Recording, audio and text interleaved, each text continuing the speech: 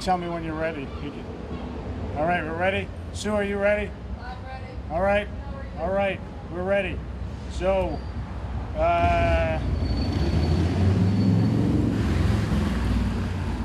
laissez les bons temps rouler. All right. So, so we're here today, as we often are, in our melting pot of the city to recognize one of the most important ethnic groups to build our great city. And that's specifically the French Canadians who settled here over the course of many decades, from the 19th century into the early 20th century, and who built up so many parts of our city, including major parts of our North End, who have contributed mightily to... Can you hear me now? It's not even on. It is? It is on? All right. That's good that you warned me, because you wouldn't have heard me sing. All right. So I think cable TV picked it up. But we're here to celebrate the contributions of French Canadians to our city. There were literally thousands, hundreds of thousands of French Canadians that moved into New England beginning in the 19th century, many that worked in the textile mills, including right here in our city. And they built, they were builders. And we see the signs of this everywhere. If you walk down many of our streets in the North End, the tenement housing that's there, that supported the mill environment, the textile economy in our city. That is, so much of that was we take for granted today, but so much of that was the work of our French Canadian immigrants.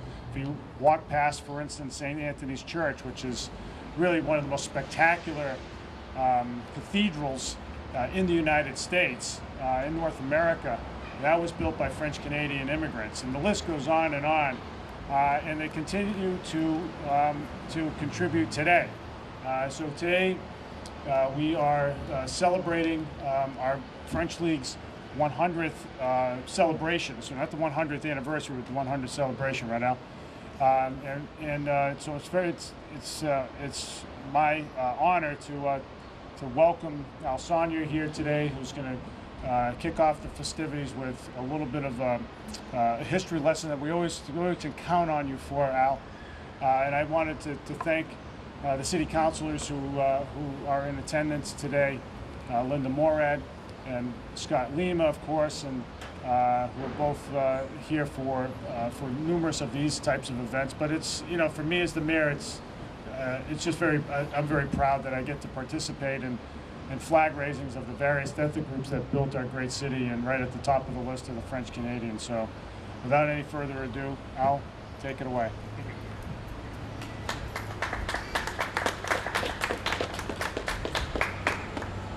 Thank you, Mr. Mayor. Mr. Mayor, distinguished members of the council, friends, let me just tell you who I am. I'm Al Saulnier. I'm archivist of the local League of Franco-Americans, and I'm secretary of the local club, Richelieu. We're here to celebrate the feast of St. John the Baptist. Now, what is it?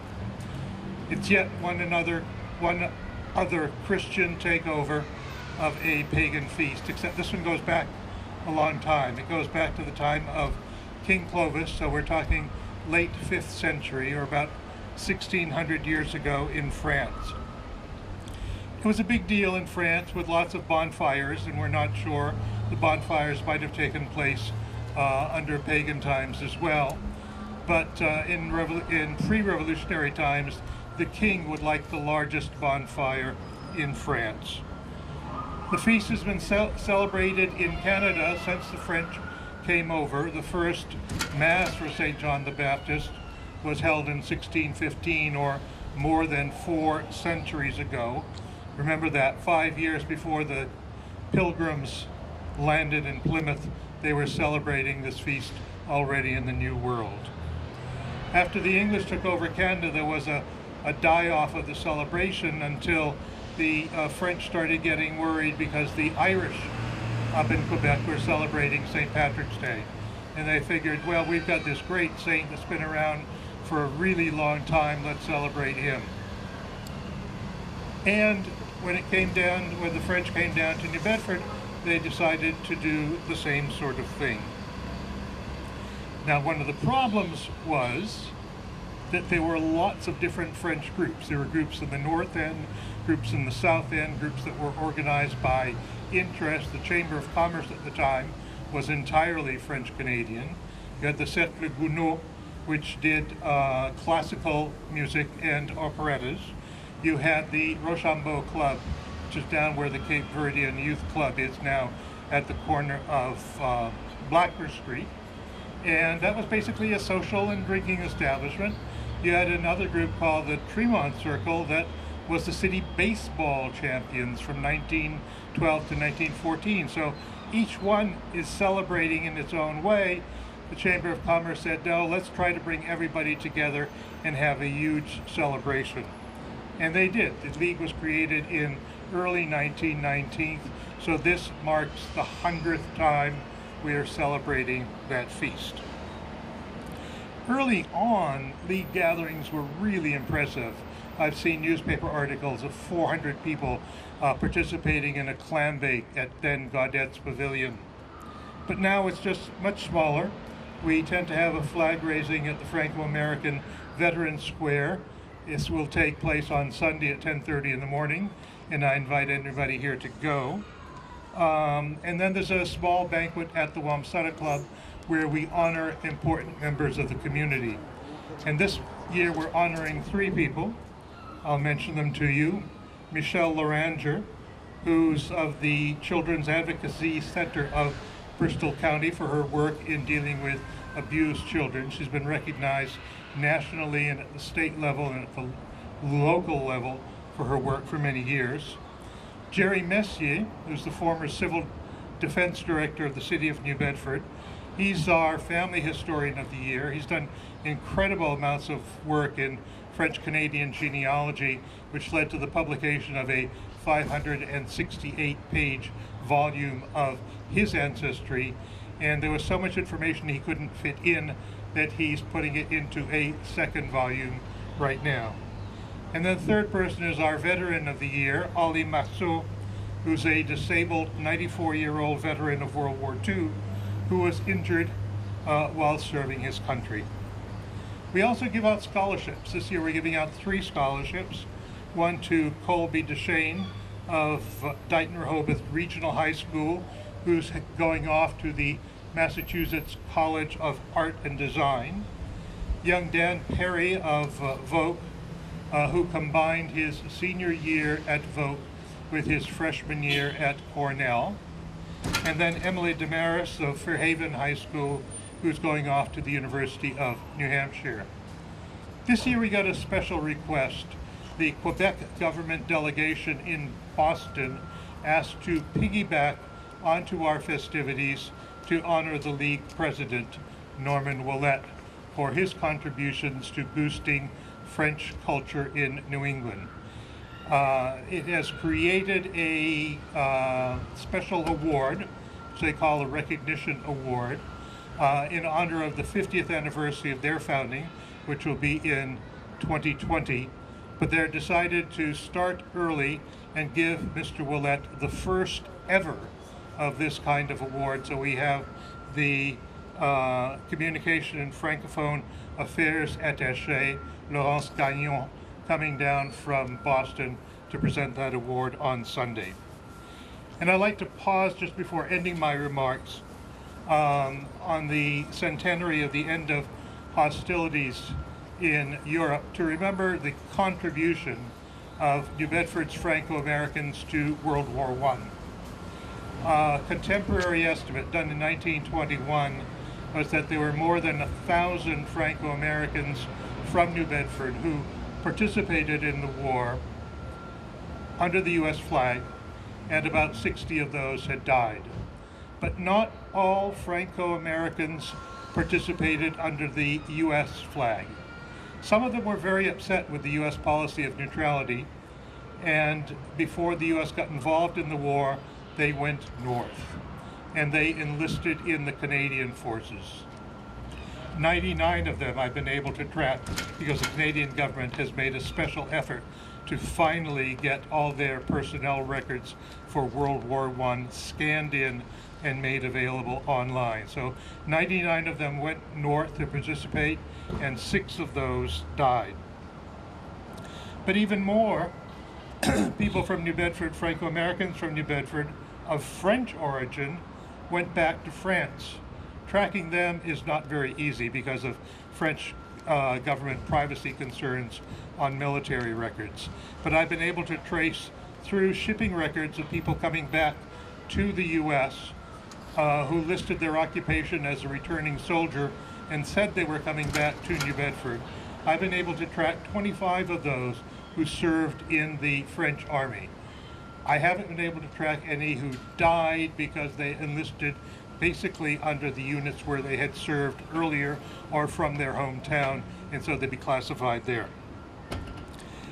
In Thanksgiving Day in 1919, St. Anthony of Padua Church held a ceremony commemorating its parishioners who had fought in World War I. It listed the printed program listed 32 who had died and 540 from that single parish who returned. The head one was Father Onias Boucher, who resigned his position as parish vicar and took up a position as chaplain to the Yankee Division. For his work, the French government honored him with the Medal of Honor. So thank you again for coming this morning. I invite you again to the ceremony on Sunday at 10:30 at the Franco-American Veterans Square. Thank you.